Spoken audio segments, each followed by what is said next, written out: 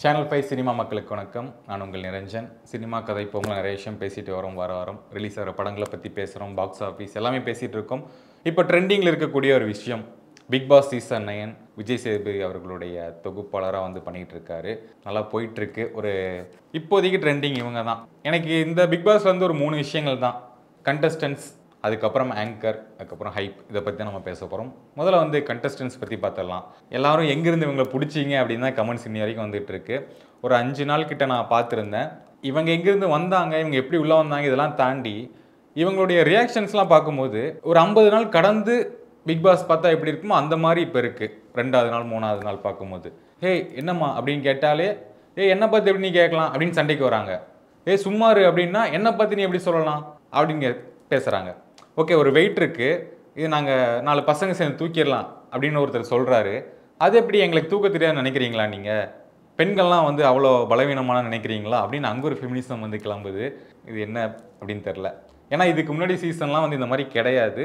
ஒரு 50 நாள் கழிச்சு அவங்களுக்குள்ள அந்த கிளாஷ் ஆகுறது, சண்டே ஆகுறது, இதெல்லாம் சகஜம்தான். 2வது நாள் 3வது நாள் வந்து எப்படி இவங்க இவ்வளோ ஹைப் ஆகுறாங்க, இவ்வளோ கத்துறாங்க, சண்டை போடுறாங்க, அதுதான் வந்து இங்கே கொஞ்சம் இரிட்டேட் ஆகிற விஷயமா இருக்குது.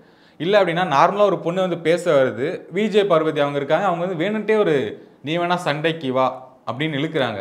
நான் கண்ணாடி போடலன்னு நினைக்கிறியா, நான் லென்ஸ் வச்சிருக்கேன் அப்படின்னு அவங்க இழுக்கிறாங்க. அந்த பொண்ணு வந்து கண்ணாடி போடலையா அப்படின்னு தான் கேட்டுச்சு, மரியாதையாக தான் கேட்டாங்க.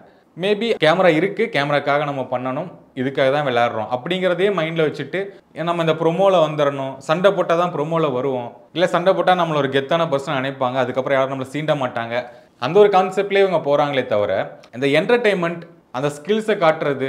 ஒருத்தர் வந்து அந்த ஒரு பீட் பண்ணுவேன் அப்படின்னு சொன்னார், வாயிலே பீட் பண்ணுவார், அந்த ஒரு பேர் சொன்னார், நல்லா பாடுவேன் அப்படின்லாம் சொல்லிட்டு உள்ளே வந்தார். வந்து 3வது நாள் பார்த்தா திவாகர்கிட்ட போய் நான் அவனை வெட்டிடுவேன் அப்படிங்கிறாப்புல. என்னங்க நடக்குது? இதுக்கு முன்னாடி இந்த வார்த்தையெல்லாம் யாரும் யூஸ் பண்ணுறதில்ல. நம்ம நார்மலாக யூஸ் பண்ணுற வார்த்தைகள் தான் இங்கே அலோடு. 18+ அலோடு கிடையாது. அந்த வார்த்தைகள்லாம் வந்து பேசினாலும் மியூட் போட்டுருவாங்க, மேக்ஸிமம் வராது. இந்த சீசனில் அதெல்லாம் அதிகமாக இருக்குது. 18+ வார்த்தைகள், 18+ டபுள் மீனிங் ஜோக்ஸ். அந்த ட்ரெஸ் பற்றி வந்து நம்ம பேசுறதுக்கான விஷயம்லாம் அது அவங்களுடைய விருப்பம் தான். அது எப்படி வேணால் ஃப்ரீயாக போட்டுட்ருக்கலாம். ஓவர் ஷோ ஆகும்போது அதை பற்றி பேசலாம். அது வந்து கமல் சாரே ஒரு வகையில் சொல்லிடுவார், இந்த மாதிரி இருக்க வேணாம், குடும்பங்கள் பார்க்குறாங்க அப்படிங்கிற மாதிரி சொல்லுவார். இப்போ வந்து அந்த மாதிரி சொல்கிறாங்களா அப்படின்னு கேட்டால் அது கிடையாது. ஏன்னா ஆங்கரே வந்து கலாய்க்கிறாங்க. போன சீசன்லாம் வந்து இந்த சௌந்தர்யன்னு ஒரு கேட்டிருந்தாங்க, விஜய் சேதுபதி சாரே மரண கலாய்ச்சிட்டு இருந்தா, அவரே சொல்லிட்டார் என்ன கலாய்க்காதம்மா அப்படின்ட்டு. அந்த மாதிரி இப்போ சுச்சுவேஷன் போயிட்டுருக்கு. ஆங்கர் விஜய் சேதுபதி சார் அவர் வந்து இந்த சீசன்லாம் பார்க்குறாரா, ஃபுல்லாக எபிசோட்லாம் பார்த்துட்டு வந்து பேசுகிறாரா அப்படிங்கிறதே வந்து தெரிய மாட்டேங்குது. ஏன்னா கமல் சார் இருந்த வரைக்கும் எல்லாமே பார்த்துட்டு வருவார், சின்ன டீட்டெயில் அப்படின்னாலும் பேசுவார். இதை நீங்கள் பேசிடுவார் கண்டிப்பாக அப்படின்னு நம்ம நினைப்போம். அந்த விஷயம் வந்து பெரிய விஷயமா அங்கே வெடிக்கும். நம்ம நோட் பண்ணாத விஷயத்தையும் அவங்க சொல்லி காட்டுவாங்க. மேபி பார்த்துட்டு அவர் பண்ணுறாரு அப்படின்னு நமக்கு தோணும். இது வந்து மேபி ஸ்கிரிப்டடாகவே போகுதோ. நான் இந்த லான்ச்சிங் ஈவெண்ட்லாம் பார்க்கும்போது சேதுபதி சார் வந்து வெயிட் பண்ணுறாரு, அந்த அவங்க சொல்கிறது இதுக்காக கால்பேக் பின்னாடி அந்த பேசுவாங்களா, அதுக்காக வெயிட் பண்ணி பேசுகிற மாதிரி ஒரு ஃபீல் இருந்துச்சு. அவங்க சொல்கிற கவுண்டர்லாம் டக்குன்னு அப்படியே ரிசீவ் பண்ணுறாரு, பேசுகிறாரு. அந்த ரியாக்ஷன் வந்து ஃபேஸ்லேயே அந்த மாதிரி தெரிஞ்சுது. ஓகே, அந்த கமல் சார் இருந்தப்போ இருந்த ஒரு இது இப்போ இல்லை அப்படிங்கிறது தான் உண்மை. பிக் பாஸ் சீசன் 9 இந்த சண்டே வந்து லான்ச் ஆச்சு. இந்த ஹைப் அப்படிங்கிறது வந்து சுத்தமாகவே இல்லை. ரியாலிட்டி அதுதான். ஏன்னா இதுக்கு முன்னாடி பிக் பாஸ்லாம் வந்து எப்போ வரும் அப்படின்னு ஒரு வெயிட்டிங்லேயே இருக்கும். குக் வித் கோமாளி முடியும், பிக் பாஸ் ஆரம்பிப்பாங்க, மக்கள்லாம் ஆர்வமாக பார்ப்பாங்க அப்படிங்கிறது தான். அந்த என்டர்டெயின்மெண்ட்டுக்கான என்டர்டெயின்மெண்ட் ஸ்லாட்டு விஜய் டிவி வச்சுருக்காங்க பக்காவாக. குக் வித் கோமாளியில் எல்லா ஆடியன்ஸ் இருப்பாங்க, அது முடிஞ்சது அப்படியே பிக் பாஸ் கண்டினியூ பண்ணுன்ட்டு. இந்த பிக் பாஸ் வரதே வந்து நிறைய பேருக்கு தெரியல, எனக்குமே ஈவன் தெரில. அதுக்கான முக்கிய காரணம் இந்த பொலிட்டிக்கலில் சில விஷயங்கள்லாம் கொஞ்சம் ஹைப் ஆச்சு. கரூர் இஷ்யூலாம் வந்துச்சு, அந்த ஆக்சிடென்ட் ஆனது. அது ஆன ஒரு சர்ச்சையில் பிக் பாஸ் வந்து மறந்துட்டாங்க. இது வருது அப்படின்னு நிறைய ப்ரொமோலாம் விட்டாங்க, அதெல்லாம் எங்கேயுமே செல்ஃப் எடுக்கல. பாருங்கள் வேறு மாதிரி இருக்கும் இல்லை ஏதோ சொல்லிட்டு இருந்தாங்க, பட் வேறு மாதிரிலாம் ஒன்றும் கிடையாது அப்படிங்கிறது தான். கண்டஸ்டன்ஸ் அகோரி கலை, விஜய் பார்வதி, திவாகர், அரோரா சின்க்ளேர், அதுக்கப்புறம் நிறைய பேர் இருக்காங்க. பிரவீன் காந்தி அவர்லாம் வந்து அவருடைய படங்கள்லாம் வந்து அவ்வளோ கிளாஸாக இருக்கும்.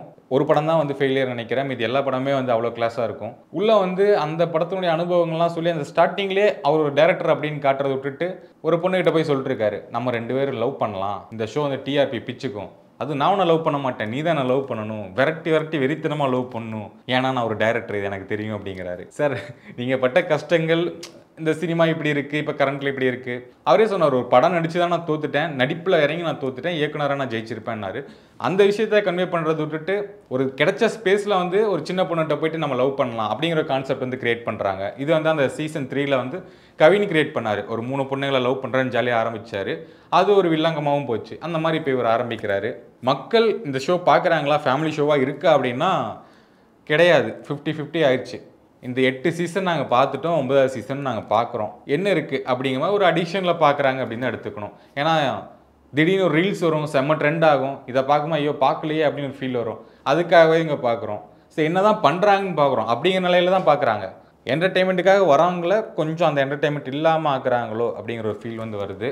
மேபி இதுக்கப்புறம் இந்த சண்டைகள்லாம் குறைச்சிட்டு ஒரு நல்ல டாஸ்க்கு, என்டர்டெயின்மெண்ட்டுக்கான ஒரு ஸ்பேஸ் இதெல்லாம் கொடுத்தாங்கன்னா பார்க்க இன்னும் கொஞ்சம் நல்லாயிருக்கும். இந்த வைல்டு கார்டு என்ட்ரிலாம் சில பேர்லாம் கேள்விப்பட்டேன். தயவு செஞ்சு அவங்களாம் வந்தாங்கன்னா ஷோ இழுத்து மூடிட்டு போக வேண்டியது தான். ஏன்னா அந்த ஸ்டாண்டர்ட் வந்து ரொம்பவே குறைஞ்சிருச்சு. இந்த சீசனில் போட்ட கண்டஸ்டன்டே ஸ்டாண்டர்டு குறைஞ்சிருச்சு. Most controversial person, most trolled persons இவங்க எல்லாத்தையுமே தூக்கி உள்ளே போட்டிருக்காங்க.